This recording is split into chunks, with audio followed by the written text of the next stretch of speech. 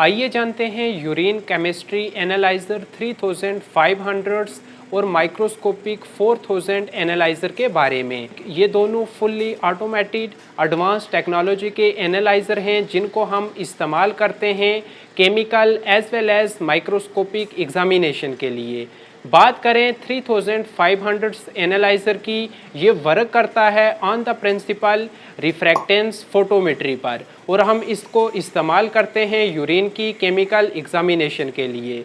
जबकि बात करें 4000 एनालाइज़र की, ये वर्क करता है on the principle fluorescence flow cytometry पर और इसको हम इस्तेमाल करते हैं urine microscopic as well as other body fluids की माइक्रोस्कोपिक के लिए। आइए इन एनालाइजर्स के पार्ट्स को समझते हैं, दिन फिर हम सैंपल को रन करना सीखेंगे।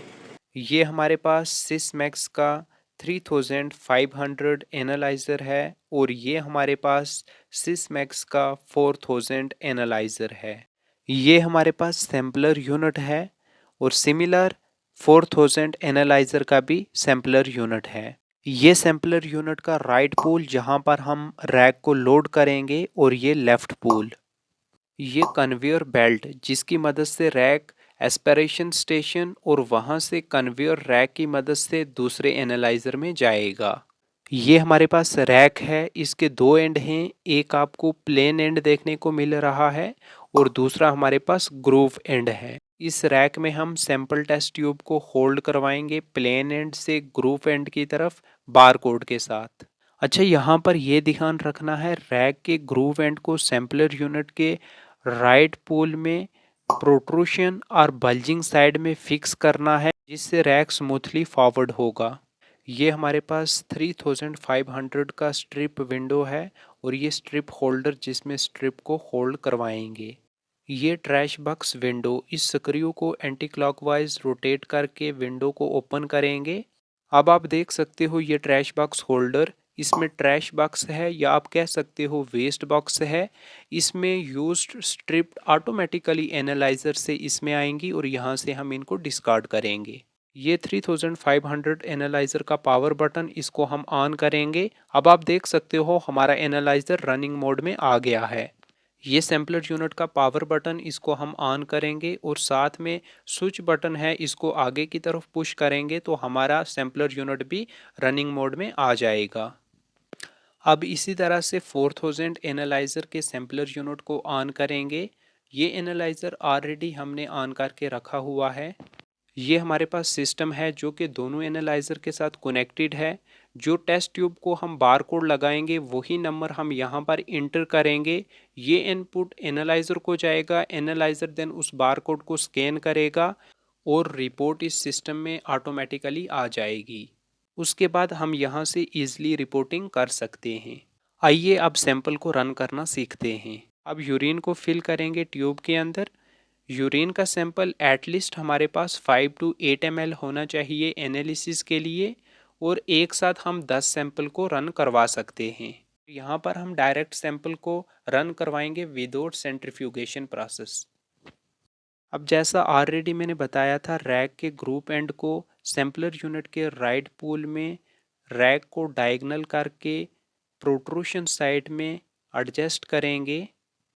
एडजस्ट करने के बाद अब आप ये देख सकते हो कन्वेयर रैक की मदद से रैक आगे की तरफ फॉरवर्ड हुआ। अब हमारा सैंपल एस्पिरेशन स्टेशन पर पहुंचा, वहां पर बारकोड और एस्पिरेशन ऑटोमेटिकली हुआ।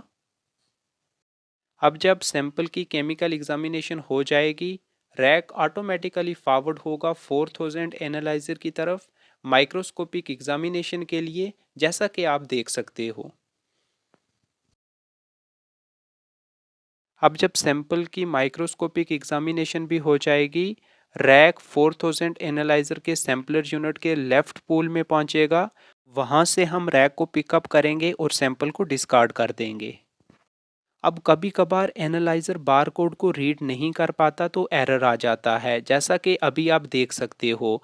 आइए जानते हैं कि इस एरर को किस तरह से ठीक किया जाता है। एनालाइजर की स्क्रीन पर देखने को मिल रहा होगा रैक नंबर, उसके नीचे 3 लिखा हुआ है, यानी कि ये अभी तक एनालाइजर में हमारा तीसरा रैक लगा है और पोजीशन नंबर के नीचे 1 लिखा है, यानी कि जो एरर आया है रैक 3 और पोजीशन फर्स्ट पे आया है।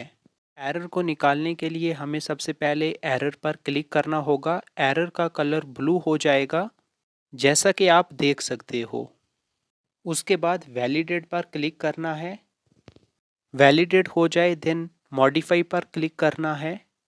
उसके बाद एरर को क्लियर करेंगे और जो टेस्ट ट्यूब को बारकोड नंबर दिया था वो बारकोड नंबर टाइप करेंगे। नंबर टाइप करने के बाद ओके पे क्लिक करेंगे। अब मॉडिफाई पे क्लिक करेंगे। वापस से दोबारा वैलिडेट करेंगे। अब वैलिडेट होने के बाद आउट पे क्लिक करेंगे, देन होस्ट पे क्लिक करेंगे। अब ये रिपोर्ट सिस्टम में चली गई है, वहां से हम रिपोर्टिंग करेंगे। तो आज हमने सीखा कि किस तरह से यूरिन सैंपल को रन किया जाता है 3500 एनालाइजर में और 4000 एनालाइजर में। अगर वीडियो लगा हो इन्फॉर्मेटिव, चैनल को कीजिए सब्सक्राइब। हम नेक्स्ट वीडियो में मिलेंगे कि किस तरह से इन एनालाइजर को क्वालिटी कंट्रोल लगाया जाता है और क्लीन किया जाता है।